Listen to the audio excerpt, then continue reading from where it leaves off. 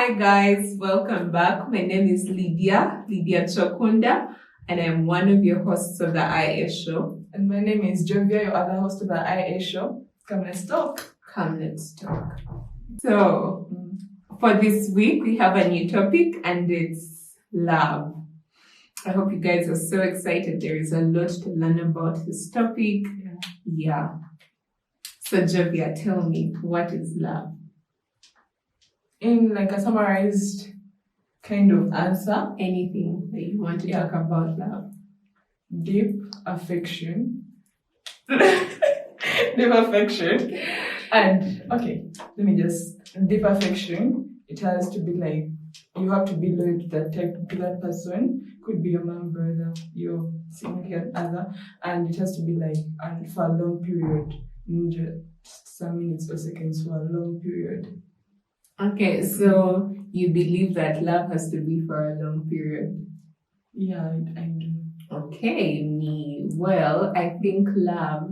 Yeah. She said my definition of love, having a deep affection for someone or something. Mm-hmm. You can love a person, you can love your boyfriend, you can love your husband, you can love your friends, right? Yeah.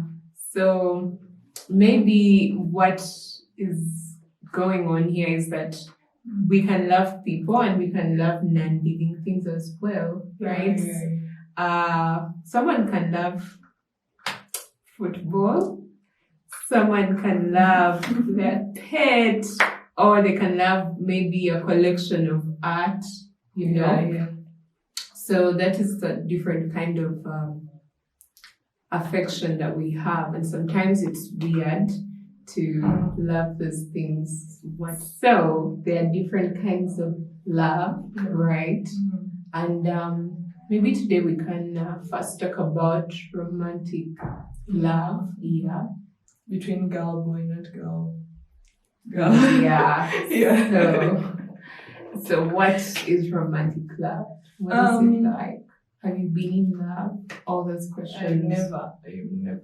Yeah, I've never. Can I prove you? Please go. You said boy, girl, so prove me wrong. Okay. Like, I don't think I have been, because of the standards I have for it and what I believe it should be. Because I've seen people say in January, I love this boy at the start of January, and then 3 weeks later, like, I think it's not working. And to me, love is like long lasting. Because if I've said I love you, even after we fall out, I will still have love for you.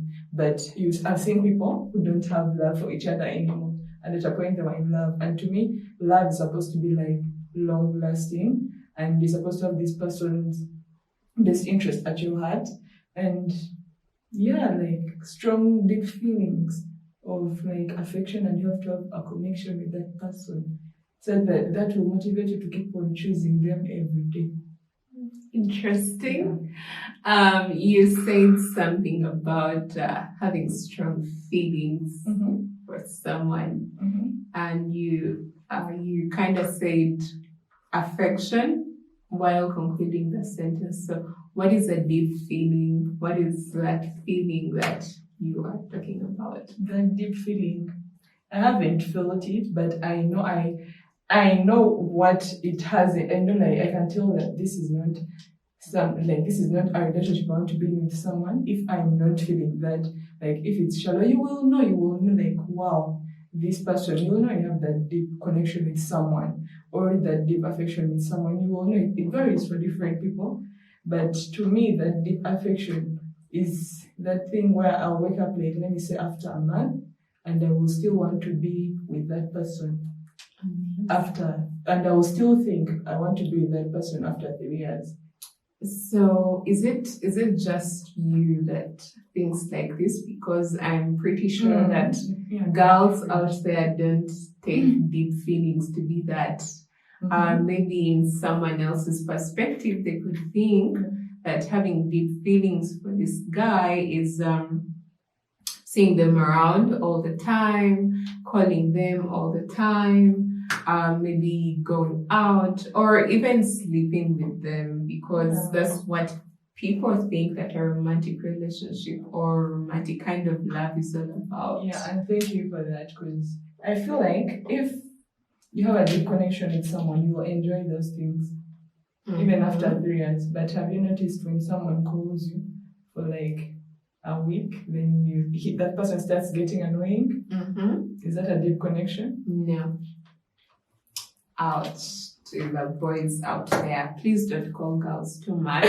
No, do, because if I like you and I have that deep connection with you, you will feel like you will feel every time I'm returning you energy. And when you enjoy something, the other party will know. But when you're not enjoying that thing, the other party will still know. So you'd call that girl if you see that energy changing.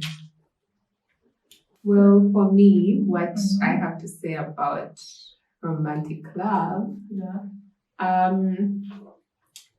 I think, when sentences begin with I think, it's not. I think that very many people are in love or may not be in love, but they think it is love. Well, I have seen different circles of people having just attachments of strings attached. Maybe I'll give you money and then you love me back, or have sex with me so that you can prove your love to me. But that's not love, because love is patient, love is kind, love is all kinds of good. Like you're willing to withstand someone, whether they're willing to wait, and you be patient through it all. Love is kind, like you're able to be there for them. So it's not all about the happy moments, because someone of my age is going to be like, my boyfriend doesn't like me because they didn't take me out on Valentine's, they didn't give me gifts, they didn't give me flowers. So like, I feel like love in our generation is all about money. It has been materialized. Yet, when it gets back to our parents, they have been in those marriages for forever, and people of my age will be like, I cannot get married to a guy because of love. What will I eat? I cannot survive on love, There has to be money. So I kind of feel like if you love me, you have to be patient with me. You have to be kind to me. I normally tell my friends that I would love a gentleman. I kind of feel like gentlemen have the best love, though it's all in my head, though. No, and it's fine. Yeah, so that's romantic love for me. And the thing is, it's fine because everybody, like, it's different people. So there are people out there who want thugs, bad boys, gentlemen, or thieves. Lack of a better word, I say thieves. But like it just varies. Some like you can't this and the other thing. Some people want money because their love language, and some people or give others like because there are different love languages. Yours could be about touch, others could be affirmation, gifts, like quality time, and yours could be receiving gifts. I know someone's could be giving, which it exists, but I feel like we're putting different pressures on people. Or people always set people up. Because someone can see and they expect like that girl likes this, and then he will keep on bringing that, and then he won't be able to sustain. Yeah, true. And also maybe to bring in our next type of love, there is self-love. Now, how does self-love affect romantic love? Thank you, because someone actually told me that thing. Like, self-love is contentment with self. Like, I'm fine looking like this. I'm fine with my big head. I'm fine with my small head. That is self-love. But if you don't love yourself, and if you can't be with yourself, why would you expect another person to be with you? Exactly. To be able to tolerate you. There is this question that people are always asking, especially the shrinks, therapists. would you date you? Would you fall in love with you? So if your answer is no, then why do you expect someone to fall in love with you? So it takes us back to self-love. Self-love is connected to romantic love, because if you don't love yourself, you're putting your expectations on some other person to love you for two people, you know? Yeah. And it's always hard work. It's a whole baggage of... Yeah. And like kind of a disclaimer, you see people say self-love. To an extent, it's also putting yourself first, but mainly self-love is working on contentment with self. Like, you're okay with who you are. You're not trying to be the person next to you. You're okay with who you are, what you have. But I see people kind of mistake self-love with selfishness most times. Like, if I'm contented with myself, I'll try to help out my neighbor. But then it's just a very annoying and kind of confusing concept where people think self-love is being selfish. And then at the end of the day, you're a Christian, you're trying to pray to God, but then you're being selfish the whole day.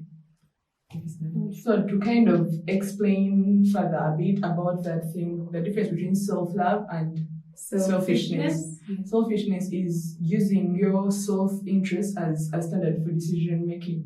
Like, I will not care about what you think. I will use, like, what do I gain from it? I will not care about you. But when I'm contented and I'm happy with like what's in myself, like I may ask you, I'll be like, Lydia, this. Of course, I will have to ask you.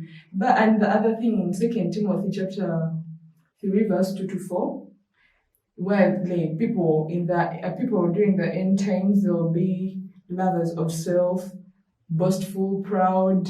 It's kind of the same thing. Abusive, ungrateful. Then, you know, selfishness. Are you? Because the Bible is going to be fulfilled either way. So it's your choice. Are you on the right side of it or on the wrong side?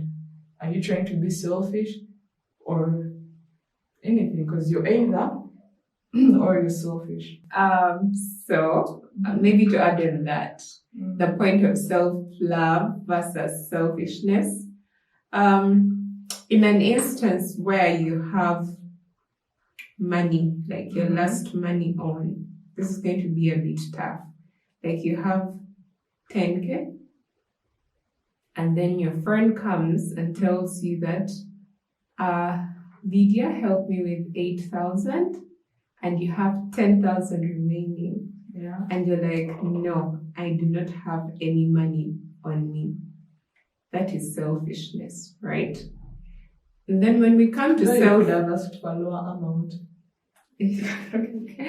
And when it comes to self-love, I mean, I have this 10,000. I will go take myself to CJ's and buy juice because I love me. I will not depend on someone's love to take me to CJ to feel like I love myself already. So if you're coming to me to tell me that, you know what, I love you, I've been taking you to CJ's, I mean, dude, I love myself already. I've already done that for myself. Now, selfishness is when we do things yet like to favor ourselves when there is an opportunity to help another in help. Do you get my point of view? Because if I'm selfish, I will do something to favor what I want. Like, it is all about me. Like, not minding what others will think. You get or want. Like, I'm not giving them room. Your personal interest is the standard. But self-love, you appreciate yourself. What do you do? And you put others into consideration. Yeah. Because you appreciate yourself, you have room to put others into consideration. Because remember, we say when you love yourself first, you will love the other person as well. Which is one of the greatest commandments. Like, love your neighbor as you love yourself. Yeah. But the thing is, you can't love your neighbor. Don't love in yourself. So you have to go love yourself, then come back to love your neighbor. Now, speaking of that, because you've given me that instance of 10K and 8K, I love myself. I'm not perfect. Sometimes I tend to be selfish. But still, I have 10K asking for 8K. Ask for 4. Like, how are we supposed to love our neighbors? You know? Maybe. Okay, that is an example, but that's what I'm saying. People expect you, because you are a Christian. Yes, I am trying to be like God, but I'm not God and I will never be God because God is perfect. But I am trying to be like God. But then people take it like too far, because I've had people on numerous occasions say, you're a Christian, you're supposed to do this.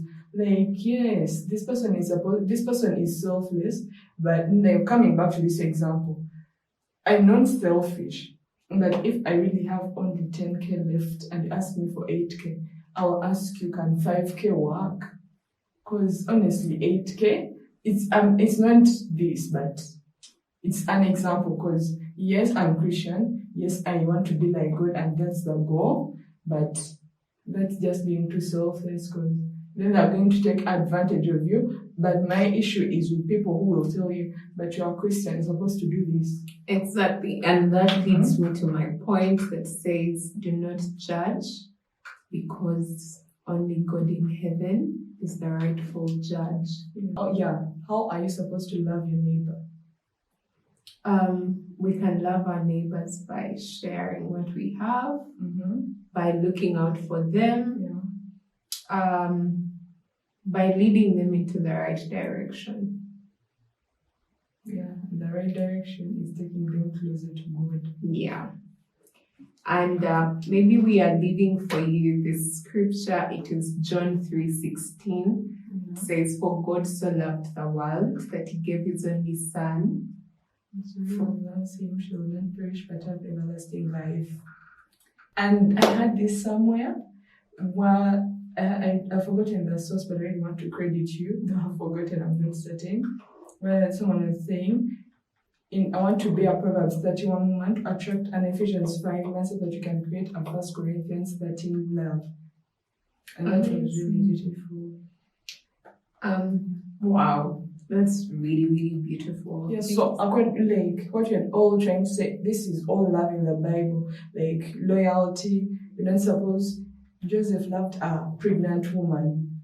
Ruth was very loyal. Like Adam and Eve stayed together, even when they were put out together. So what you're trying to say is, love yourself. After loving yourself, you will get into that romantic relationship where it will work. After, or even before, but the standard is loving yourself. If you love yourself, you care about your neighbor, and your husband is going to come from your neighbor. You're not going to be in Uganda and date someone you've never met. Even if it's like online or something, you will meet that person. But after loving yourself, you'll love your neighbor, which will lead to a romantic relationship. So, but then follow the Bible, which is the standard. Thank you so much, guys, for tuning in today. You can have yourselves a lovely day. We love you so much. Come, let's talk. Let's talk.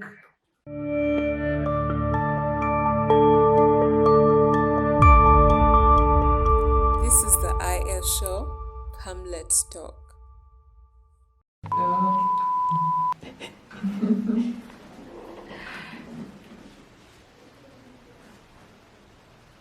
Okay. How are we supposed to love our neighbors? Papa, you can't. I don't know. I'm Lydia. Welcome back. I hope you got information from the other show that you can connect with. But we're talking about marriage mainly in the previous show. Thank you for coming back, and I hope you had a blast. And I hope you Action. Welcome back to the IA show. My name is Jovi. Cut. 2, 1, action. Hey guys, welcome back. My name is Lydia Chokunda. Cut.